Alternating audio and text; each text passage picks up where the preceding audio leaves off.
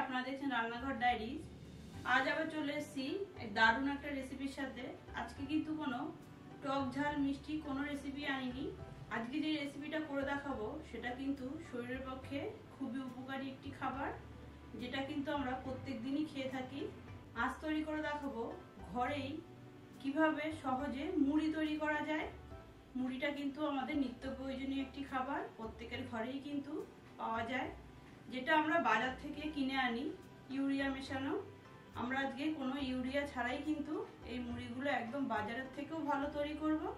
চলুন তাহলে সাথে থাকুন, দেখতে থাকুন, ভিডিওটা শুরু করি।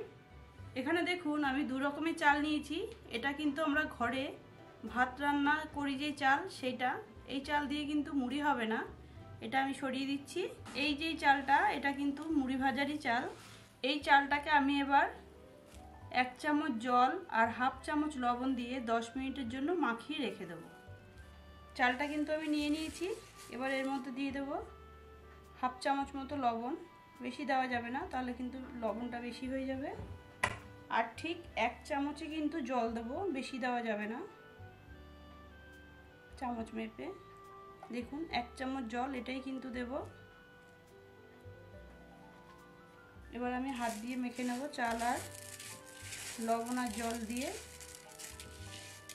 এটা মেখে কিন্তু আমি 10 মিনিট রেখে দেব। এই মুড়ি কিন্তু কোনো রোদে শুকানো ঝামেলা ছাড়াই কিন্তু চালটা দিয়ে মুড়ি করা যাবে। এভাবে মেখে 10 মিনিটের জন্য আমি রেখে দেব। 10 মিনিট কিন্তু হয়ে গেছে। এবার আমি চালটাকে একটু কড়াতে দিয়ে গরম করে নেব ভালো করে। চালটাকে ভালো করে গরম করার জন্য কড়াটা 1 মিনিটের জন্য মিডিয়াম ফ্লেমে গরম করতে হবে। তারপরে চালটা দেওয়ার পরে কিন্তু আরও 4 মিনিট একদম লো ফ্লেমে গরম করতে হবে। এই স্টেপটা কিন্তু খুব ইম্পর্টেন্ট চাল দিয়ে মুড়ি ভাজার জন্য। কড়াটা কিন্তু আমার মিডিয়াম ফ্লেমে 1 মিনিট গরম হয়ে গেছে। এবার দিয়ে দিচ্ছি চালটা। চালটা লবণ জল মাখানোর জন্য চালটা কিন্তু খুব ঝরঝরা হয়ে গেছে। এবার একদম লোয়ে করে দেবো, দিয়ে আরও 4 মিনিট কিন্তু চালটা খুব ভালো করে গরম করে নিতে হবে। মুড়ির চাল কড়াতে দিয়ে কিন্তু রেখে দেবেন না, তাহলে কিন্তু নিচ থেকে দেখা গেল কালো হয়ে যেতে পারে। এইভাবে কিন্তু লো ফ্লেমে রেখেই নাড়াচাড়া করতে হবে কন্টিনিউ, যতক্ষণ না একদম ঝুরঝুরো হয়ে যাচ্ছে। সব মিলিয়ে 5 মিনিট কিন্তু আমার চালটা আমি ভালো করে গরম করে নিয়েছি। এবার নামিয়ে নেব।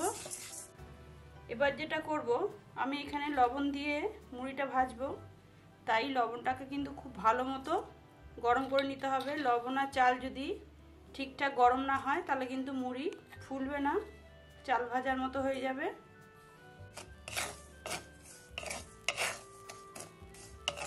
ঠান্ডা অবস্থায় কিন্তু লবণ দেখুন দলা দলা দানা দানা আছে। যখন খুব ভালো করে গরম হয়ে যাবে একদম কিন্তু ঝুড়ো হয়ে যাবে, কোনো দানা কিন্তু এর মধ্যে থাকবে না। তাই লবণটা খুব ভালো করে গরম করে নেবেন। লবণটা কিন্তু খুব ভালোভাবে গরম হয়ে গেছে, দেখুন বালির মতো একদম ঝুরঝুর হয়ে পড়ে যাচ্ছে, আর এর ভিতর কিন্তু কোনো দানাও নেই। এবার আমি গরম চালটা দিয়ে দেবো, এর মধ্যে অল্প অল্প করে দেবো আর ভাজবো।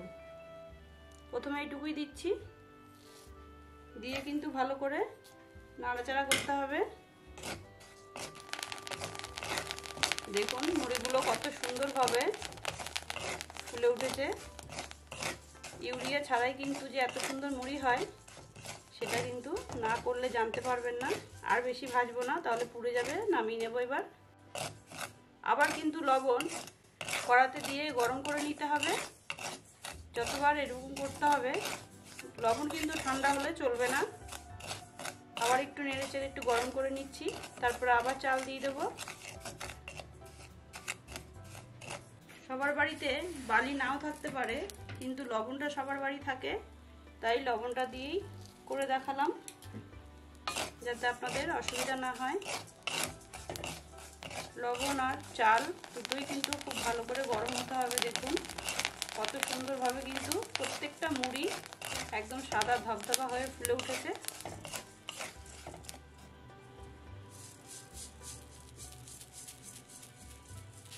এক কাপ চালে দেখুন কত সুন্দর মুড়ি হয়েছে। এতগুলো মুড়ি হয়েছে কিন্তু, আর একদম ফুরফুরা, দেখতেই পাচ্ছেন।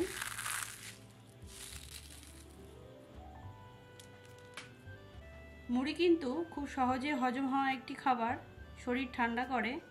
আর এই মুড়ি যাদের ডায়াবেটিস আছে তারা কিন্তু রোজ দুবেলা 2 বাটি মুড়ি যদি খেয়ে থাকেন তাহলে কিন্তু শরীরের পক্ষে খুবই উপকারী। এতে যেহেতু কোনো তেল বা চর্বি থাকে না, তাই জন্য কিন্তু শরীরের যে এক্সট্রা ফ্যাট বা ক্যালোরি সেটা কমাতে সাহায্য করে। মুড়িতে কার্বোহাইড্রেটের পরিমাণ বেশি থাকে বলে আমাদের শরীরে কিন্তু শক্তি যোগায়। দেখলেন তো কত সহজেই তৈরি হয়ে গেল 1 কাপ চাল দিয়ে প্রায় 250 থেকে 300 গ্রাম মুড়ি। আশা করছি আপনাদের ভিডিওটা ভালো লেগেছে। যদি ভিডিওটা ভালো লেগে থাকে লাইক করবেন, শেয়ার করবেন আর কমেন্ট করে অবশ্যই জানাবেন। আর নিশ্চয়ই কিন্তু মুড়িটা ঘরে অবশ্যই তৈরি করবেন, কারণ বাইরের মুড়িতে ইউরিয়া থাকে। সাবস্ক্রাইব করে রান্নাঘর ডায়েরি চ্যানেলটির পাশে থাকতে হবে। দেখা হচ্ছে এরকমই নিত্য নতুন মজাদার নতুন রেসিপির সাথে। ততক্ষণ ভালো থাকবেন, সুস্থ থাকবেন। যারা ফেসবুক থেকে দেখছেন আমার পেজটিকে ফলো করে দেবেন।